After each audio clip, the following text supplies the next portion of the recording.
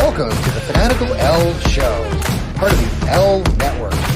We are a bunch of wild and crazy Cleveland Browns fans, bringing you all the latest in Browns news. Tune in now.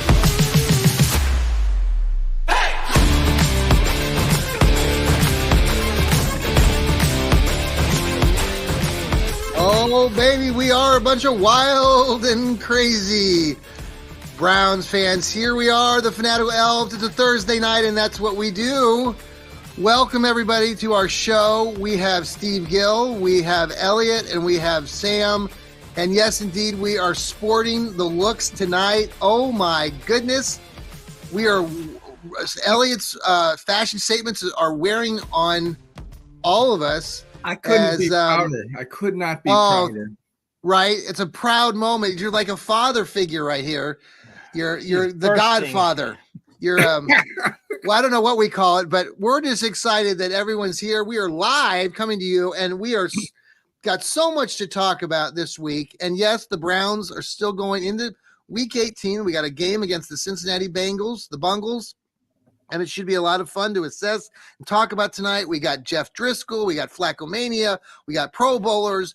We got all these things to talk about. And even got some Driskel mania trivia that I'm going to run to everybody after the break. But welcome, everybody. Sam, how you doing down there in Texas tonight?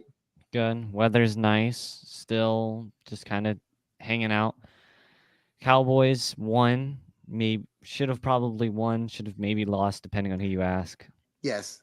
It's nice down here. It's nice and cool. It's not freezing, but it's not 80 degrees in the middle of winter. Sam, I understand you're getting now. I don't know about you in Texas, but I know my friends in Kansas are getting ready for a double whammy storms coming through there. One tonight and then one again. Something.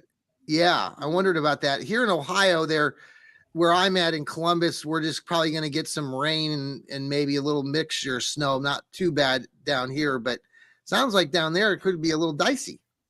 For us, it just says partly cloudy, wind day, and then on Tuesday, and then on Monday it just says some thunderstorms lightly, and that's it. Okay. Maybe a little bit of rain throughout the week, not much. Well, I love the look, man. Elliot is just so proud of you. You know. We love it, Sam. You're bringing it. It's mysterious. What's behind the glasses there? We're all wondering. So, Elliot, how are you tonight? Well, it's been just a wonderful holiday season. Couldn't be happier from a fan standpoint. This is exactly what we wanted to see. We have a meaningless game ahead of us. That's just absolutely perfect. Browns are in the playoffs. This pinched me. I mean, it's just really fabulous. And now, the real argument now is how do we best prepare for the playoffs? We just haven't been in this situation, and so we really don't know, how to behave. That is something, a culture, a playoff culture that we have to build up very quickly. It's only happened to us once in recent memory in 2020 when Baker Mayfield led the team into the playoffs, and we did beat the pants off of the Pittsburgh Steelers that first game and almost beat the Kansas City Chiefs the second time around. Yes. Yeah, we're going to talk about that whole culture and what we're doing right now here in just a second, because we had a little precursor to that as we got on air right before we hit the air here. Sam made a funny statement, and I'd like to get back to that for a moment. But Steve, how are you? Boy, now you're looking like Tom Cruise tonight. Just landed the jet outside. Did a couple barrel rolls, buzzed the tower. I'm good to go. I love it, man. Top Why gun. not? Might as well join in. I mean, right? Come on. I feel like I need to do something. Maybe take my glasses off or something. I don't know. We'll start taking pieces of clothing off. Maybe that'll draw some interest. Let's not do that. Nobody wants to see that. Nobody wants to see that.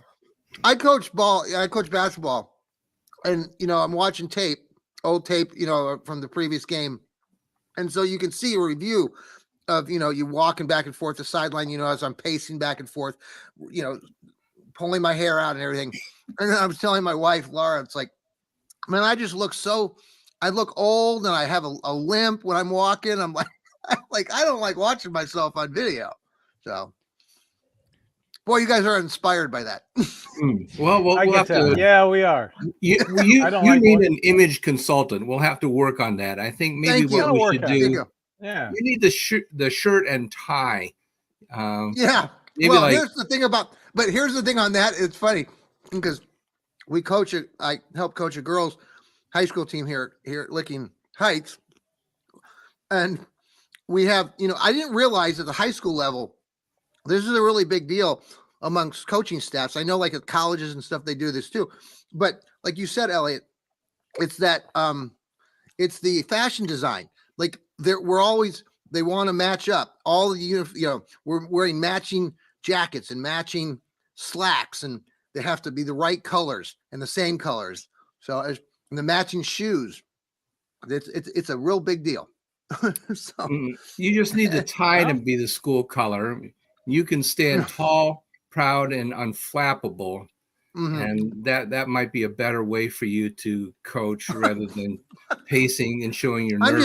I'm just the old guy now. It's funny because I started coaching in my 20s and now I'm in my 50s, and so it's like look back and it's just funny how time changes, and then the kids are still young kids, and so but I'm the old guy now. I'm not the young and inspiring coach. I'm just the old guy. All right, let's get off of that tune. It is funny though. Sam mentioned, I can't believe the season's coming to an end. And we all went, no, the season is just starting. And for Browns fans, Sam, like it is so, like Elliot, you already mentioned this, but it is so crazy how we're just so prepared that, the Super Bowl was always the draft. That was our big deal. Yeah, draft position. We're playing for draft position. We better lose some more games really quick so that we can get a good draft pick. Well, we don't have any draft picks. Once again, they all are down your way in Texas, even further south in Houston. And so forget about draft position. That just doesn't work for us. We got to win now. There is no other game. There is no draft. We're not playing for anything else but winning the whole thing. That's all there is for us. Well, we're in this winning culture now, and the whole thing that has happened in the last month and a half has been almost surreal. I've used the word stunning. I don't think maybe it's not stunning because the Browns have been pretty good. Stunning is okay. Okay. Well, let's stick with the word stunning.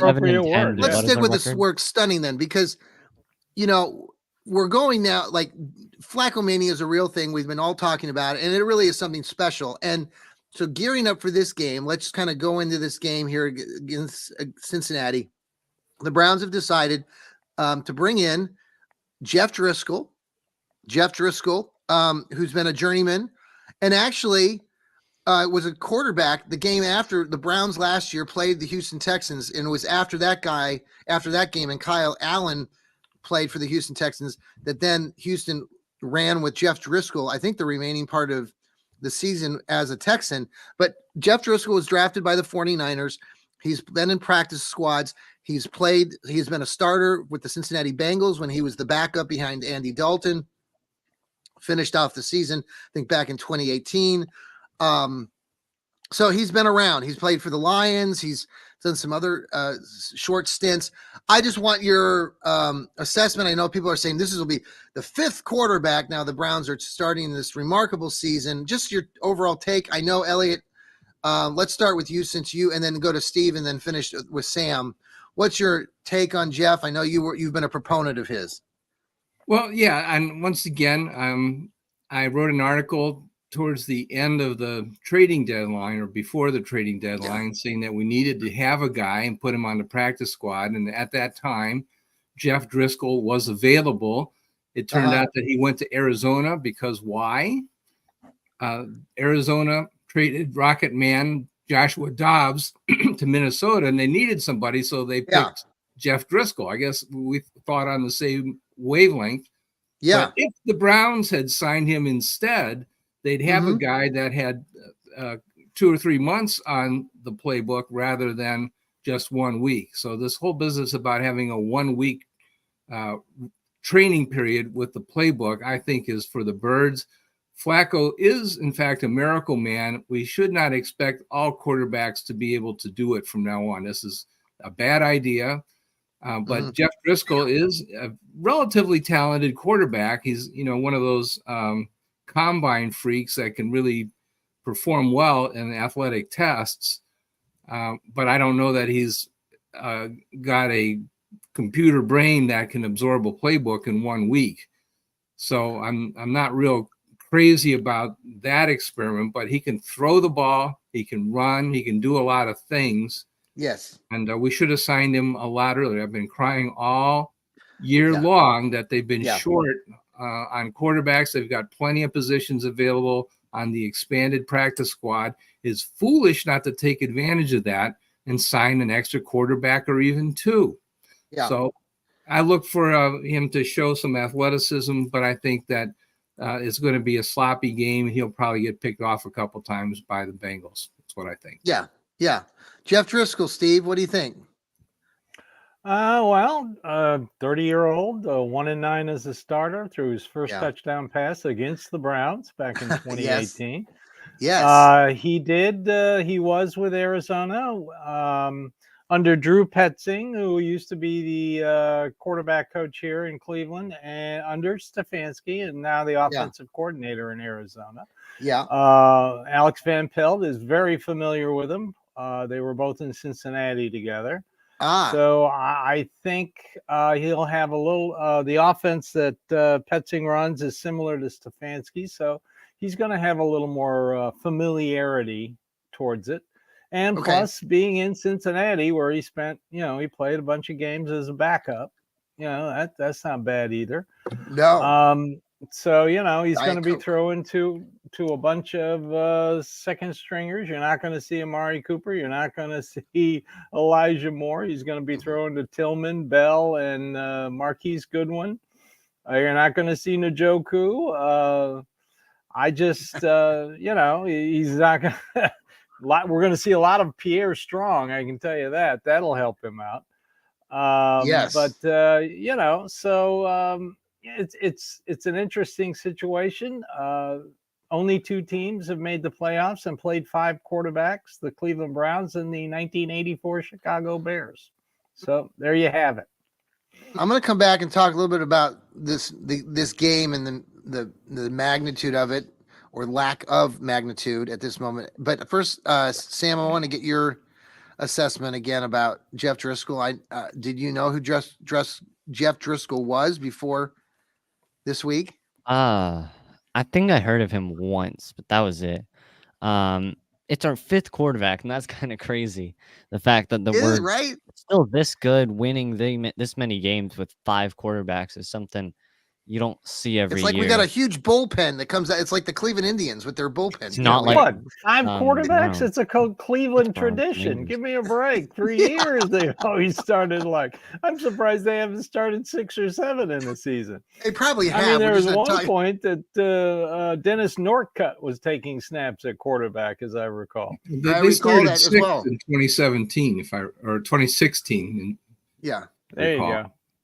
Yeah.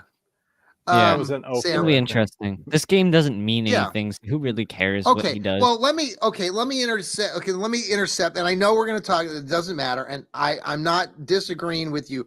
I'm going to play devil's advocate or just throwing this out there because I mentioned it on one of my shows.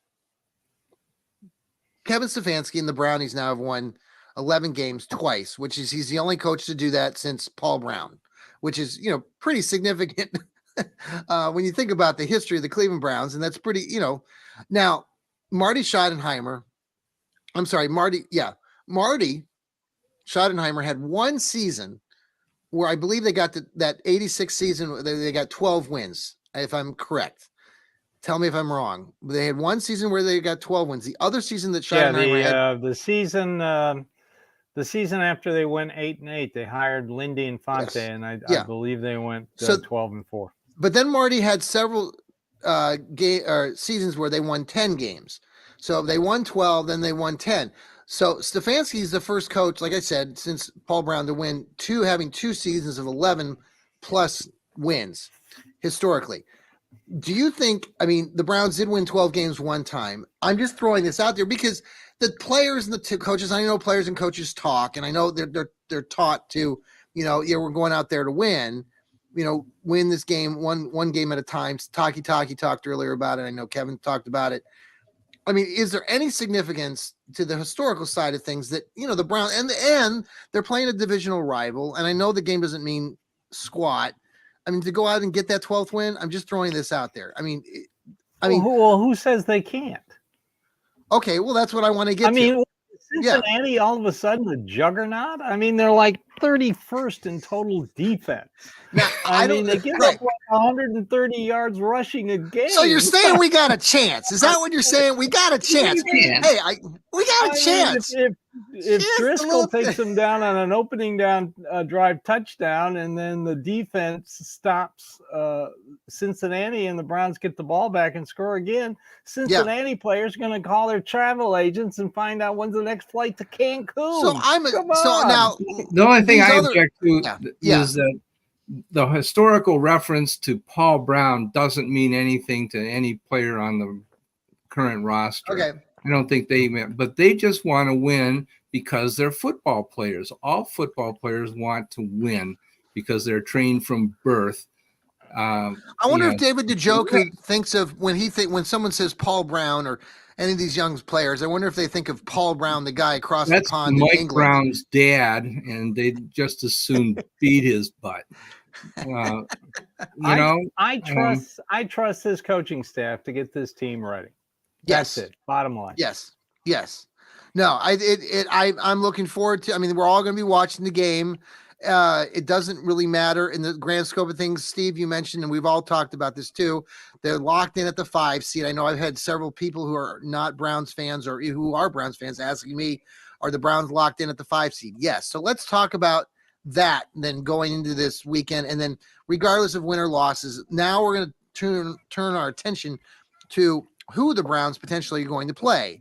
The choices are the AFC South team. So Jacksonville, Indianapolis, Houston, that's a lock, right? So yes, the chances Jacksonville plays your Tennessee Titans, correct? They're not mine. I don't claim them. Your area. They're a cluster. Yes. You know what? They are dysfunction. And then later on, now these 2 games are being played Saturday, by the way. So we will know starting after Saturday who the Browns will be playing. I'm anxious to find out where they're going to put the Browns. No, we won't know after Saturday. No, I know. The winner of the Saturday game makes the playoffs, either as a wild card or the AFC South champs. If the Jacksonville Jaguars beat the Titans on Sunday, Jacksonville is the AFC South winner, and the Browns play at Jacksonville. It's that simple. So if they win, they have Saturday, the tiebreakers over the Colts and Texans. So we will know if Jacksonville wins. If they lose, then we know we're playing either we play the winner of the Houston. We'll play the winner of the Colts-Houston game on Saturday if Jacksonville loses. Right. So and the Jacksonville game is early, and the Colts game I think is that evening. Correct? It's on national TV, right? Saturday night. I believe so. Yes. So we'll have a good feeling. Do any of you have any preferences for which of those 3 teams? Because the Browns have beaten all 3 teams. The Colts game was the closest. I mean, it was the most competitive back and forth. No. I want to play the Colts. Okay. I definitely think the Colts. I think the Jaguars would be the second easiest, but the Colts I feel like is the easiest. I think Houston is the most dangerous team. Exactly. Okay. Is CJ Stroud going to be playing if they make the playoffs? Yes. Oh yeah. Okay. Oh yeah. Right now, Sunshine is still a little banged up. Shoulder Why aren't you guys worried about the Colts? I want to know more about that because the Colts seem they beat the Colts at the Colts you got to remember Watson came in, threw 5 passes, got yanked. PJ Walker, who never come into a game as a backup, he was the quarterback. Okay. Yes. They gave up 2 turnovers that the Colts quickly turned into points. So they gave up 14 points. The defense wasn't prepared for Gardner Minshew and his read option because the Colts had never run the read option with Gardner Minshew. So there were some big plays the Browns gave up and defensively in that game. Yeah. But to our rescue, Myles Garrett had the game of his career, one of the game of his life. Yeah. 9 tackles, 2 tackles for loss, 2 forced fumbles. Yeah. I think 4 quarterback hits and a couple sacks and a blocked field goal. But the Colts, like the 12 days of Christmas. Can that be put to music? I can try. All right, let me ask you this question. Totally not a completely different subject, but I want your assessment. I've brought this up too on some of my shows this week.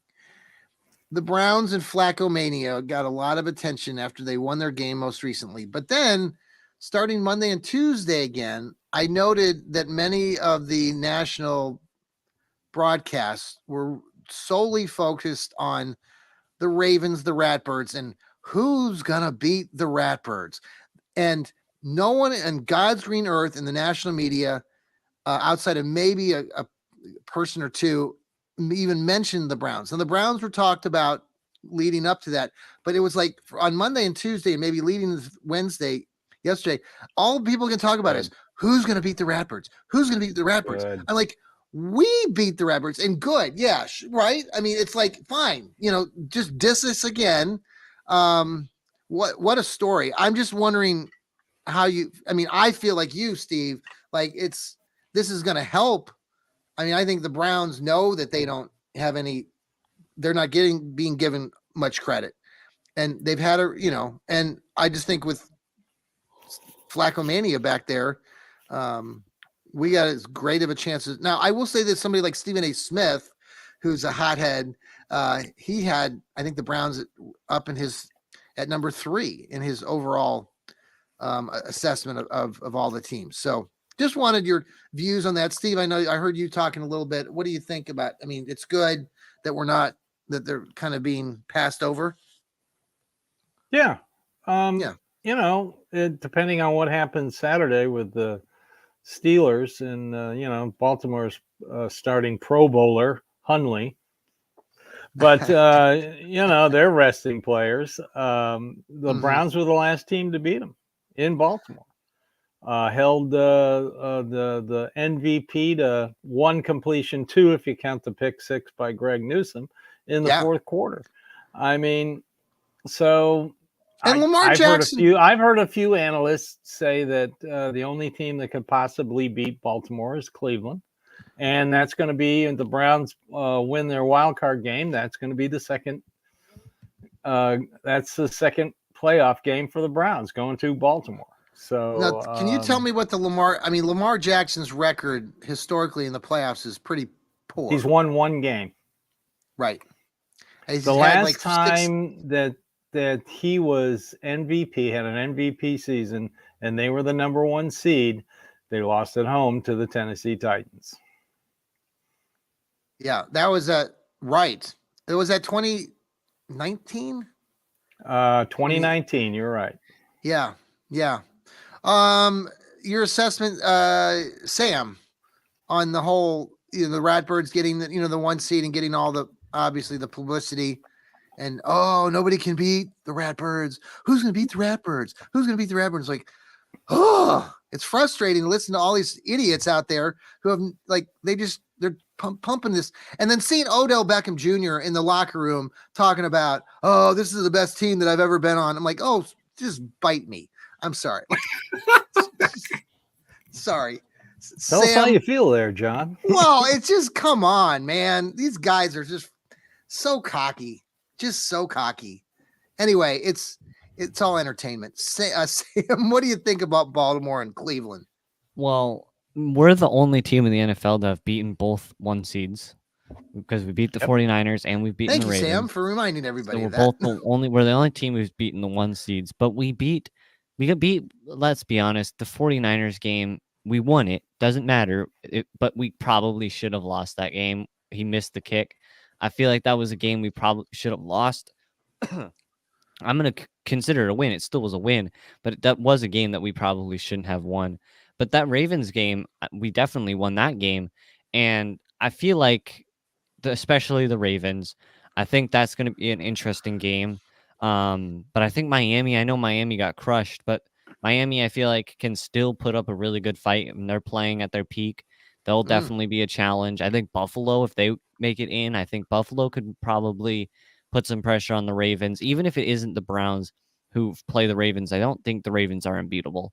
I think the Ravens definitely are a team that can be beaten and that probably will be beaten. I don't think they're going to make the Super Bowl. I think there are teams that are they're going to have a good day and the Ravens are going to have a bad day, or the Ravens just aren't the best team. I don't think. I think probably either Miami, Buffalo, or even Cleveland could probably beat the Ravens. So I think the Ravens are going to be a tough team to beat, but I think we will beat them if we end up playing each other. Elliot, your colleague Joel Cade and the Browniacs, talks a lot about how the Ratbirds have been the luckiest team again this season, where they're playing all these games against backups and more backups, and they get every damn call, and they're just lucky as could be.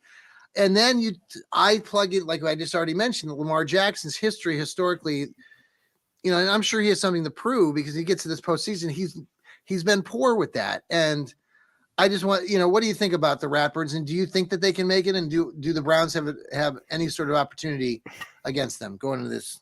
No, I think the Ravens deserve to be favorites because they've gotten better as the season went on. I think that the late season victories that they've had, especially against San Francisco, were very convincing on defense. It does not surprise me that they score a bunch of points with Lamar Jackson at quarterback, especially against the NFC. They have a big advantage because the NFC teams don't play Baltimore that often. And Lamar Jackson is a very unorthodox quarterback. They have a very unorthodox offense, and they just really can't adjust to that style. But the Browns play them twice a year, and there's a reason why the Browns do well against Baltimore. And you will recall, well, actually, a lot of people don't recall, and let me just call out you fans that can't remember when Baker Mayfield used to ring their chimes on a regular basis. He beat Baltimore. He scored 40 points against Baltimore. Yes, he did. And there's a reason why that happened is because they play each other a lot. They're familiar with that offense, and they can stop it.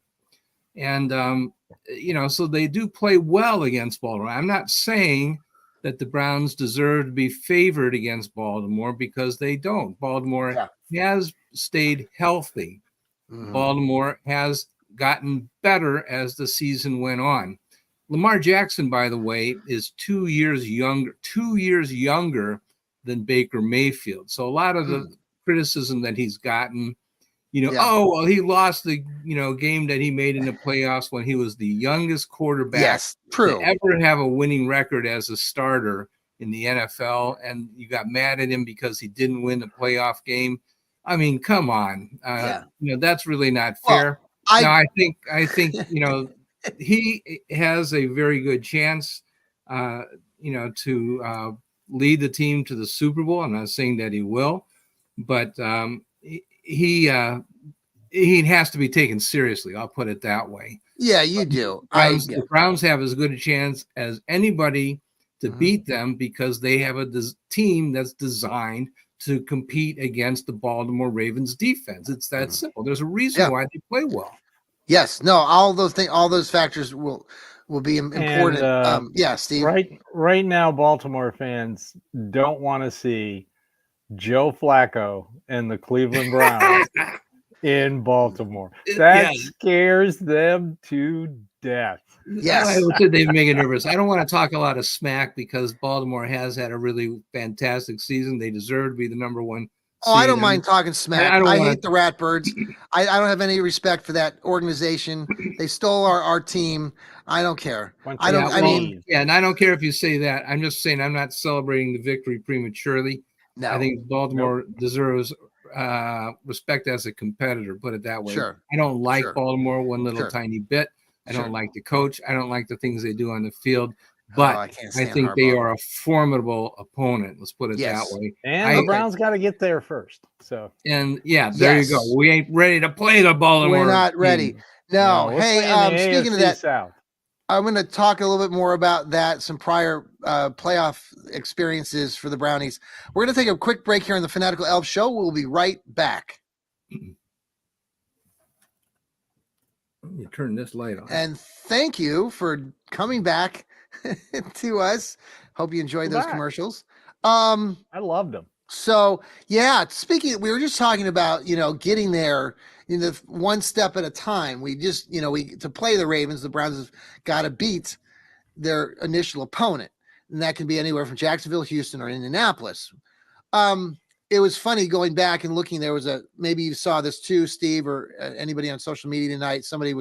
They're always posting the old things from the past Browns playoff runs. And there were two things that popped up on my feed on the X today. By the way, you can follow the Fanatical Elfz Show here on the X, on YouTube.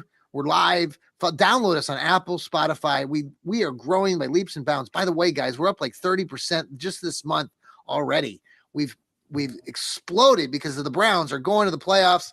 I think we were 38% higher on today than we were a month ago. So thank you so much for downloading us. Keep up the good work, Browns fans. Tell everybody about the Fanatical Elfz Show.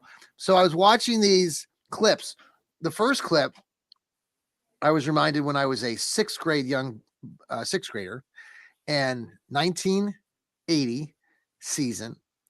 It was the January 81 playoff game against the Oakland Raiders and the Browns. It was my first experience of really genuinely, I cried.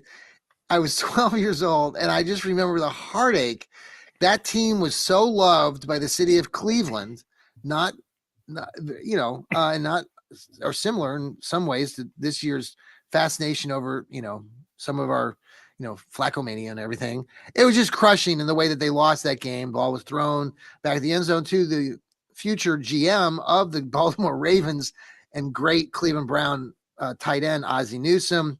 Crushing defeat. The Browns were in field goal range on a below freezing day where Don Cockcroft was missing field goals left and right. And the great coach Sam Tigliano decided to go for it. My understanding is he told Brian Sipe to throw the ball into Lake Erie if it wasn't there, but he didn't. And Oakland made a miraculous, an amazing defensive play and intercepted the ball on where the field was ice. I mean, it was stone cold, and it was solid as a rock. So, and that was my first thing I want to add is that Don Cockcroft had to have surgery after that game. It's not like he was completely healthy. Wow. I did not know that. And speaking also I'd like to point out Dave Logan was open on the other side of the. Oh, yes, he was. Yeah. The other moment they showed was 85, and maybe you saw this highlight, Ernest Biner running. And what I remember about this was that year prior to the 86, 87, 88, 89 run. Well, it was all, it was that first year when the Browns finished at 8-8 in 85. Mm-hmm. Yeah. And the Browns went down to Miami, and Sam, you'll love this. The Browns went up 21-3 at halftime. And I remember watching this game, and it was at halftime. And we're like, oh yes.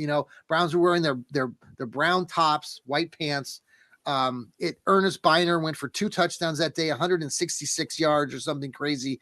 And you just felt like, okay, the Browns have got this, and they blew it in the second half.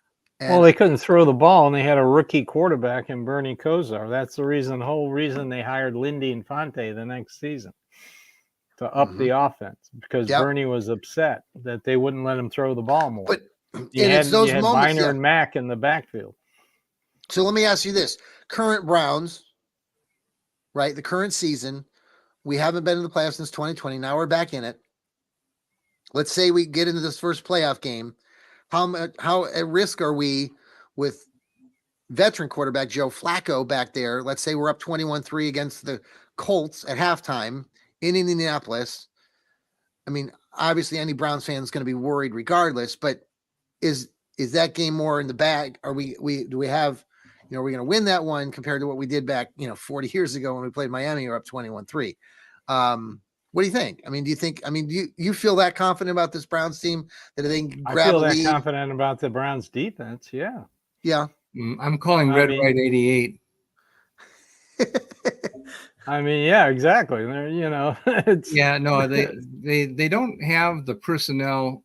It's been proven. Unfortunately, my normal philosophy would be to run, play action, run. Yeah. In this circumstance, but they don't have the personnel right now on the offensive line to provide the blocking when the other team is looking for the run. It just isn't working. So I think that they will depend upon Joe Flacco to. So that is a weak. So really, it's a weakness of this Browns team. Yeah. Right now. Well, the only thing that worries me about Flacco, he's got a propensity to throw interceptions. If he hadn't thrown that one late in his first game against the Rams, they probably could have beaten the Rams. Yeah. He's thrown 2 pick sixes. Yes. I just want him to kind of, and they've overcome it because it doesn't bother him. Yeah. If he throws a pick early in the game, he's like, okay, no problem. The next time I'll go out, he'll leave to drive down the field, and before you know it, it's a touchdown.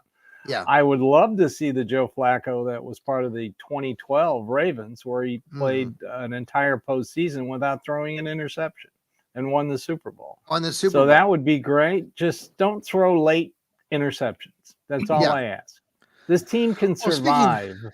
I wanted to point out I want to give a shout out talking about the positive side of the Brownies this season and why they're going to the playoffs. The list of the Pro Bowlers was released yesterday, I think. And Steve and Elliot and Sam, if you want to comment on any of these players, Amari Cooper, Myles Garrett, Joel Bitonio, David Njoku, Denzel Ward, Grant Delpit, Jeremy Owusu-Koramoah, Wyatt Teller, Ethan Pochik, Corey Bajorquez, and Dustin Hopkins. Some of those guys are what was alternates. Corey's last name? That's a long list. For Browns fans, most years Pro Bowl, we don't see a list that lengthy. So I think that give props, and there's a lot of players, few on there that aren't there. Martin Emerson, I know some people feel like he's an alternate. Is he an alternate? Okay. I believe so, yeah. Okay. I didn't see that. But, the cornerbacks in the AFC, there's so many of them. I think he deserved to be. He's number one in quarterback completion when he's targeted. He allows a 47.1 completion rate. Mm-hmm. The only snub I really see is from alternate to starters with Hopkins. Yeah. Justin Tucker, Hopkins had a better year than Justin Tucker. Come on. Game winners, team record and 50-yard made field goals, almost broke Jim Brown's point record. Come on, give me a break. Sam, are you a big Pro Bowl guy? Do you like? What do they even do in the Pro Bowl, Sam? Do they actually have a game now? Tail on the donkey, darts. It's a lot of games now. It's a lot of it's a lot of games. There's one where all the offensive linemen run up to this giant rack filled with 10,000 pounds of weight and pull it off. So stupid. And then they have to put it on their back and pull it to a length. I don't care. They seem to be having fun. It's all I care about is if they're having fun out there, not ripping ACLs or anything. But I personally don't care. It's not something I'm gonna. Myles Garrett hurt his toe last year. Oh, that's right. The Myles Garrett toe incident. I do remember that. Boy. The only injury in the Pro Bowl where they don't play a game was a Cleveland Brown. Hey, I want you to be thinking about this before you go to the trivia. We're going to do some Jeff Driskel trivia right now. But then after that, I'd like a highlight on the season before we leave you tonight of the Browns, offense, defense, a highlight or a couple highlights that you will remember about this Browns season. Now that we're getting into the second half of the season, it's not the end of this season. It's only the second part of the season. So Driskel questions. I'm going to pose some of these. You can just shout out what you think. Thumbs up, thumbs down. First question. What month, or give me your answers here. What month do you think Jeff Driskel was born in? What month was Jeff Driskel born in? March. Okay. You're getting hot.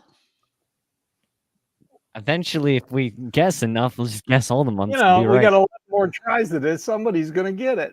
Yeah. I have no clue. What month is it? Oh, this is too easy. April 23rd. Everybody needs to remember that. I was 1 month off. Okay. What state was Jeff Driskel born in? Louisiana. Well, he went to Louisiana Tech for a short period, but he was not born there. Guess. He was not born there. Any other guesses? He also played at the University of Florida. Yeah, so Florida would be a good. Florida. There you go, Florida. He was born in Florida. Okay.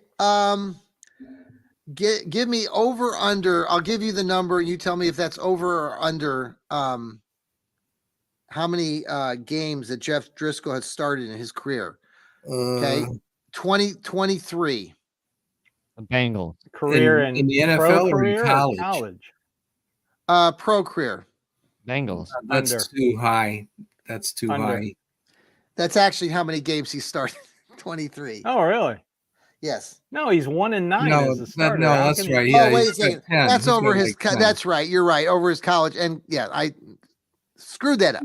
Okay. Yeah, no, it's not. In college, he had 2 full seasons where he started the whole season. One was at Florida, and one was at Louisiana. So he's got like 20 something starts right there, and then he's got like 50% starts the other 3 seasons at Florida. So he's got to have around 30. What round was he drafted in, and by what team? 6 by San Francisco. Okay, you already said that, John. I wrote the article on him, so I know that. Yeah, Elliot's bringing the knowledge. He is. Okay, back in October, and if they listen to me. All right, I want to highlight. Give me a highlight of this Browns season for you, Sam. Let's start with you. What's a highlight, defensively or offensively? Man. I think defensively, if I'm just gonna pick 2, offensive and defense. Offense, I think it has to be that play, even though it got pulled back because Amari was like a foot away from the out of bounds line and they called it back. Yeah. I think that play was probably my favorite offensive play. I love it. Defensively, it had to be Myles Garrett jumping over the line and blocking the field goal. I think those were my 2 best plays, in my opinion. Alec, my son, reminded me of that. I forgot about that play with Myles jumping over the lineman. That was a great moment. Elliot, what do you got? Well, I think I got to go maybe not with one play, but with one achievement is Amari Cooper going for 265 and setting a new Browns record. I think that was otherworldly. And Amari Cooper, I said this at the beginning of the season or like halfway through, that if he had a better quarterback, that he would be talked about in terms of being an all-pro. And then Joe Flacco came along, and it turned out to be kind of an accurate assessment, I think. So really, Amari I would totally agree with it. My offensive MVP. I think I'll go along with Sam's selection of the blocked field goal as the most stunning. That was maybe the single most incredible play that I've ever seen. Me too. Steve. Well, I'm going to do the blocked field goal as the special teams play of the season because it happened on special teams. Defense, Greg Newsom's pick 6 in Baltimore. That totally changed everything. Even though the Browns missed the extra point. Oh, that's true. Damn it. Why did you remind me of that? You could tell. Well, they won anyway, so it doesn't really matter. You could tell that just took everything out of the Baltimore Ravens. You could just tell that was like, offensively, you could go with Deshaun Watson's in that game, 14 for 14 in the and the comeback win with him. But anything Amari Cooper, I'm going to go with the play last Thursday. Joe Flacco not only escapes a sack, gets hit in the helmet across the face by the Jets defender, which should have been roughing the quarterback. NFL. Absolutely. Stick to your rules. Scrambles out. It looks like he's going to run. And Elijah Moore had just gotten hurt and carted off the field, and he hits Jerome Ford. And Ford works his way down and gets into the end zone thanks to a fantastic block by Marquise Goodwin. I think I was one of the first of the Browns. And Steve, I was one of the first people. I was there and then seeing the highlight, and I talked about it right after the game with my son. That block, with Marquise Goodwin, and I'm glad Jerome Ford mentioned it in his presser because it really, for me, I love Marquise Goodwin. I know he doesn't get talked about enough, but this guy's been a journeyman and just a great big game on Sunday. Well, yeah. Let me ask you this though. This is before we end, and I'm going to end on this, and I don't want to end on a lot of controversy because we can talk about this plenty of times afterwards. But Elliot, you brought this up just now. You just said that if Amari Cooper had a better quarterback, that he would be considered an all-pro. So you don't think that Deshaun Watson is that guy? I'm putting words in my mouth. Right. No, I know I am. Okay. Enough. Okay. That's fine. Here's the reason I just bring it up, because I know like people out there are talking because of Flacco-mania. And don't go here, John. Yeah. Come on. Okay. It ain't gonna. That's not one. No. The Village I'll leave it. I'll leave it alone. Okay. I'll leave it alone. It's not gonna That's happen. right. No, look, Deshaun I agree was with Elliot. Deshaun was 5. No, I agree. Okay. I mean, a lot of people are saying, why Jeff Driskel? These are the same people that say PJ Walker should have never seen the field again. So, and that's why Amari Cooper. I mean, he had PJ Walker and a fifth-round draft pick thrown into him. So I know exactly what Elliot was talking about. It was that little lull in the middle of the season because Watson and Amari Cooper had a great chemistry. It's the flavor of the month, and people get wrapped up. Not going to happen. Not going to happen.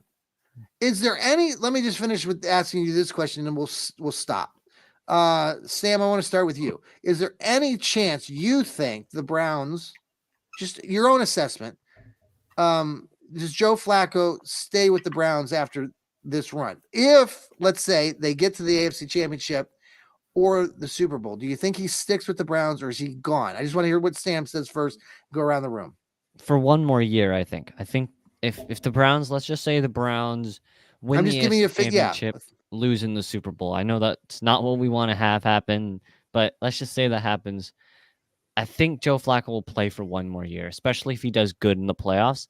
I think he will. No, maybe he won't. I don't know. I think he probably will play one more year. I think one more year. The Browns or with another team? It probably will be on the Browns, but I think one more year on any team, and then he's done. I think he's got one more year left, and then he's done with the whole football thing. I'm telling you, Flacco has got 5 kids, and they become super duper Browns fans. And I'm telling you, when you're raising a family, you got kids clamoring around you, and they're, come on, Dad. Browns are the best. Maybe he sticks around. Okay, I don't know. I'm just throwing out words. Elliot, what do you think about Joe? Is he gone after this regardless? My guess is that he'll probably retire again and come back if he has an opportunity. But I think there's no need for him to go through summer training camp that I can understand. Yeah. Yep. Yeah. Good. That's a good assessment. Yeah, I like that. Yep. Steve, final thoughts on that? Flacco, I agree with Elliot. I think he's gonna not sign. Why should he go through training camp? He's proven that he can come off the couch and win game. And if he takes the Browns to the Super Bowl, Watson, man. If he takes Deshaun Watson's your quarterback through 2025. I know it's just the whole thing about the rustiness. And if Flacco wins the Super Bowl for the Browns, he would definitely retire because his Hall of Fame ticket punched. That's an interesting take. Super Bowl with 2 different teams? Yeah. I mean, come on. Well, yeah, man. But to be that, like, if you just want to stick around, like, if he wins the Super Bowl with the Browns. He'll have a statue of street named after him, and he'll be in the Pro Football Hall of Fame. Oh my God! And he'll never have to buy another drink in Cleveland ever again, or coffee. All right, I hear he likes final coffee. thought there, Steve. Any final takes before we say goodbye to our fans? Go Browns. Don't get stressed out about this game. It doesn't matter. It matters to the Bengals fans because they're Browns insecure. fan. I'm always stressed. They're insecure because they don't want to finish 0-6 in the AFC North because they built their hopes up at the beginning of the season, like that fanboy we had on our first pregame show. Come on. They are unrealistic. So even if the Browns lose, it doesn't matter. Just get this game over with quickly. I'd like to see like a 3-hour game or less and no injuries. Boom, it's over. On to the AFC South winner, whomever that may be. Oh, by the way, and enjoy all the other games. I mean, you got Pittsburgh, Baltimore Saturday. If Pittsburgh, Pittsburgh can still get in some odd way, even if they Lord lose. have mercy, please no. Okay. If Jacksonville and Buffalo both win, Pittsburgh, bye-bye. I think Buffalo wins that game against Miami, and I think Buffalo gets the. And then you got Buffalo, Miami for the AFC East. I mean, still things that need to be decided. Yeah. Elliot, final take? Well, I think that the Cincinnati Bengals are pretty formidable, even without the best quarterback in the NFL. I think Jake Browning has done a very good job as their second string guy. I think that they're pretty tough on offense. They still have Chase, Higgins, and Boyd, and plus they have backup. Higgins isn't going to play. He's not? No. Oh, okay. Well, I figure anybody that they have who's not on contract for 2024 is going to play the whole game. Yeah. And they got Joe Mixon at running back. I think they're a very credible team on offense. I think. Will Joe Mixon play?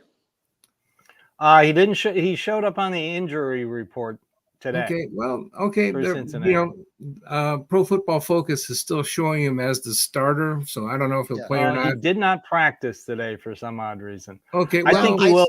He's only 77 yards away from 1,000 yards. He may not need to play, or practice, but he may play. Who knows? But in any case, I think that Myles Garrett. I've been saying all along that I think he's a 6-point defensive end. I don't believe this business where they say that defensive players are only worth a point or two to the point spread. I think he's worth about 6. Wow! And with all these other players that are out. I think that the Bengals will put points on the board. Sure. And so it's really a question about whether Driskel Mania can catch fire with a bunch of backup scrubs. Players. I didn't want to say that. I'll say that. Scrubs. Substitutes, not scrubs. Don't. I thought I was watching the Replacements movie. Okay, I'm sorry. Back to reality. Second string players. You think Ronnie offense Hickman can is a still scrub? Score points. And so I think that the best chance for the Browns to win is to score a lot of points on offense. I think they have to do that. And I think Driskel Mania has to be a thing. I wish that he had 2 months with the playbook instead of 1 week. I don't like the Browns' chances in this game. I'll predict this right now. The Browns are going to get it doesn't matter. Browns are going to get a pick 6 in this game defensively. They're going to do it again with their scrubs. Don't say Hickman. They don't like that. Backups. Substitutes. Ronnie Hickman and all those guys, they've done a good job. Ronnie Hickman is a great player. My team, John. I'm not. I love my team. I love your team. Ronnie Hickman. Well, don't call them scrubs. I won't call them scrubs anymore. I'll get my jet, fly up there, and kick your butt.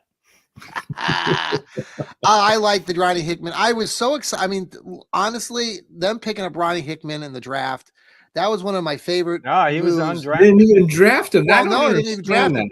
I'm sorry. Yeah, they didn't even draft him. That's right. He went undrafted. Exactly. Why did that? I thought Ohio State was a relatively quality school, and didn't he run a 4.4? He just had a downtrodden year down here, and everyone was kind of down on him.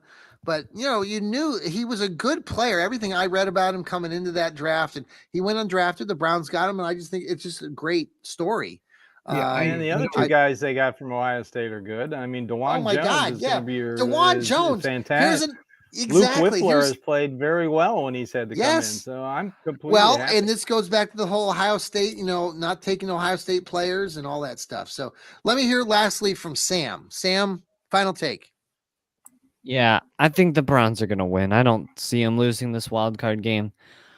There's a lot that the Browns have that the Colts, Texans, or Jaguars don't, and that's the defense.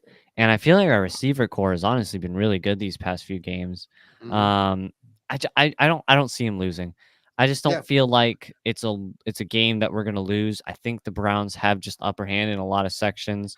And then I don't know the divisional round. Who knows who we're gonna play? Because for all we know, the Ravens are going. We're gonna play Baltimore. Yeah. Okay. The winner of the 4-5 game plays the number one seed. But they're reseeded. Remember, we've talked about this. No, they're not reseeded. Yes, they are. About that. No, you're not. They are reseeded. Oh, I thought I heard they were. No, you are not. You were correct, and I've been reading up about it all week, and you are correct. So there is I thought I had seen that somewhere. Yeah, no, you're right. It changed in 2020. It changed in 2020, and and there is an remote chance that however the things fall. Well, I'm seldom right, so I'm going to take full credit. No, if the 6 or 7 seed win and they beat the 2s and the 3s, then the 1 would play the lower of those seeds, which would be the 7, and then we would play the 4 seed. We'd play the 6 seed, and we get a home game. Now, who that 6 seed? It could be Buffalo. It could be Miami. Could be Pittsburgh. It could be Pittsburgh. Yeah. So there's a remote shot, and I'm getting emails. Well, I'm getting emails. Browns season ticket holders. We got another email this week saying that, Steve, that we're not having a wild card game, but there's still an opportunity for a divisional playoff game. So if we get that, once it's confirmed, then they'll charge me $160 or $200 or whatever. Oh, that's why you're gonna lose a little money on that. Okay, that's why. Yeah, guys, thank you so much for being here. It's 57 minutes. We got under an hour. Great conversation tonight. Thank you, Browns fans, for tuning in to the Fanatical Elfz Network, part of Fans First Sports Network. We've been on this journey for closing in on a year now, and we have grown by leaps and bounds on YouTube and X and Facebook. And just start telling people if you haven't already. I know every day I meet somebody who's a Browns fan, and I always say, hey, have you I got this podcast. We have the Fanatical Elfz. We got all these guys that come on. Steve's got his Dog Pound South, starts us off on the beginning of the week. We got Elliot with his Brownie Acts and with the Oracle Speaks. We got Sam with the Browns breakdowns. We got Rob with his Browns Blitz. Joel Cade, the left guard, with the What the Elf Was That? So please come back. Listen to us. We got the Johnny Cleveland show here, and that's mine. I like to throw a few other ones out at you. I think I tried the what was the one I tried the other night? Weekend at Bernie's or Weekend at Brownies. We've done a few other wild and crazy Saturday Night Live. So tune in to everybody. Thanks again. Thanks, Steve. Thanks, Elliot, and thanks, Sam. Have a good night, everybody. Go Browns. Go Browns. Here we go, Browns. Tennessee Browns backers on Sunday. Go to a Browns backer club and buy merchandise. Check it out. See that? I love it. It's fantastic. I love it. Go Browns. I can't find my music. Oh, Can we start to sing? Oh, there we are. There we are. See ya.